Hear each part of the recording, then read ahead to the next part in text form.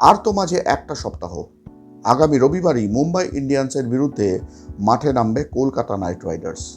আইপিএলে মুম্বাই ইন্ডিয়ান্স বরাবরই কেকেআরের গাঁট, আর এবার তাদের বিরুদ্ধেই অভিযান শুরু করছে কলকাতা বাহিনী। তার আগে জোর প্রস্তুতিও শুরু করে দিয়েছে নাইট শিবির, সঙ্গে প্রচুর চিন্তাভাবনাও, রীতিমতো ব্রেন স্টর্মিং যাকে বলা হয়। সবচেয়ে বড় চিন্তা তো ঠিকঠাক একটা 11 জনের দল তৈরি করাই। স্কোয়াডে 8 জন বিদেশি, তার মধ্যে একজনের চোট, কবে দলে যোগ দিতে পারবেন ঠিক নেই। বাকি রইল 7 জন, তাদের মধ্যে 4 জনকে খেলানো যাবে। কোন 4 জনকে খেলাতে পারবেন তারা, তা নিয়ে অনেক ভাবতে হচ্ছে নাইটদের থিঙ্ক ট্যাঙ্ক, কোচ অভিষেক নায়ার ও অধিনায়ক অজিঙ্ক্য রাহানেকে। 2024-এর চ্যাম্পিয়ন দলটা গতবার যেভাবে ভুল দল বাছাই ও পারফরমেন্সের কারণে মুখ থুবড়ে পড়ে ও লিগ টেবিলে 8 নম্বরে থেকে শেষ করে, তা এক কথায় ছিল অভূতপূর্ব। ভেঙ্কটেশ আয়ারের খারাপ পারফরমেন্স এবং শ্রেয়াস আয়ার ও গৌতম গম্ভীরের অনুপস্থিতি তাদের ওপর ব্যাপক প্রভাব ফেলে। আন্দ্রে রাসেল ও সুনীল নারিনের পারফরমেন্সও 2024-এর তুলনায় বেশ খারাপ হয়েছিল, সেটাও গতবারের ব্যর্থতার আরেক কারণ। এবার সেই জায়গা থেকে নিজেদের তুলে আনাই রাহানে নায়ারদের সবচেয়ে বড় চ্যালেঞ্জ।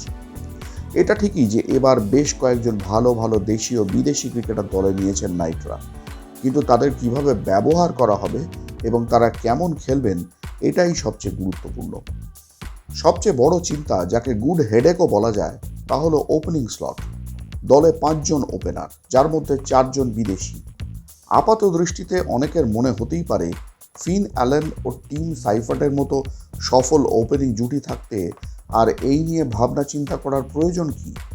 কিন্তু 25 কোটি 20 লক্ষ টাকা দিয়ে ক্যামেরন গ্রিনকে নিশ্চয়ই মাঠের বাইরে বসিয়ে রাখার জন্য আনা হয়নি। সুনীল নারিনও অপরিহার্য। তাহলে Caribbean batter Rovman Powell, Kiwi allrounder Rachin Ravindra ও জিম্বাবুয়ের দীর্ঘদেহী পেসার ব্লেসিং মুজারাবানির কি হবে? এতগুলো ম্যাচ ঘুরিয়ে ফিরিয়ে হয়তো সবাইকেই খেলানো হবে। শ্রীলঙ্কার পেসার মাথিসা পাথিরানার চোট, তার পক্ষে আপাতত খেলা কঠিন। হর্ষিত রানার এই আইপিএলে খেলার সম্ভাবনা কার্যত নেই বললেই চলে। হর্ষিতের এই চোটটা আসলে পুরো দলকে চোট পাইয়ে দিয়েছে। তার পরিবর্তে একজন জুনিয়র পেসার নেওয়ার চেষ্টায় রয়েছে নাইটরা, কিন্তু সে কি হর্ষিত রানার বিকল্প হয়ে উঠতে পারবে? এমন অনেক প্রশ্নেরই উত্তর খুঁজে বেড়াচ্ছে কেকেআর শিবির। খুঁজে পাবে কিনা সেই উত্তরগুলো, সে তো সময়ই বলবে। এইসবের চেয়েও একটা বড় প্রশ্ন আছে, যার উত্তর ঠিকমতো খুঁজে বার করতে না পারলে এবারও কিন্তু কেকেআরের কপালে দুঃখ আছে। কোয়ালিটি স্পিনের মোকাবিলা করার মতো ভালো ব্যাটসম্যান কোথায়? শ্রেয়াস আয়ার, নীতিশ রানা চলে যাওয়ার পর কেকেআর শিবিরে কোয়ালিটি স্পিনের বিরুদ্ধে খেলার মতো ভালো ব্যাটার নেই। এবারের নিলামেও তেমন কোনো ব্যাটার নেওয়া হয়নি।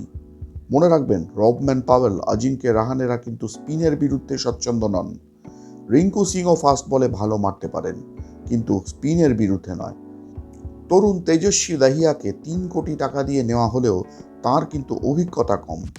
রয়েছেন আরেক তরুণ অঙ্কৃশ রঘুবংশী, যিনি শুক্রবার প্রস্তুতি ম্যাচে 55 বলে 103 রান করেছেন। এই তরুণরা স্পিনারদের বিরুদ্ধে কতটা আগ্রাসী হয়ে উঠতে পারবেন, এটা কিন্তু বড় প্রশ্ন। আর এটাই কিন্তু দলটার সবচেয়ে বড় সমস্যা, এবং এই সমস্যার সমাধানের দিকে একদম নজর দেয়নি নাইটরা। তবে তাদের স্পিন বিভাগ ভালো। তবে বরুণ চক্রবর্তী আছেন বলে কথা বলছি না, বিশ্বকাপে খুব একটা ভালো ফর্মে ছিলেন না তিনি। যার জন্য বলছি, তিনি হলেন ঝাড়খণ্ডের অনুকূল রায়, যিনি মুস্তাক আলীতে 18টা উইকেট পেয়েছেন প্রায় 7.5-এর ইকোনমি রেটে। ব্যাটিং ভালো করেন, আর ফিল্ডিং তো অসাধারণ।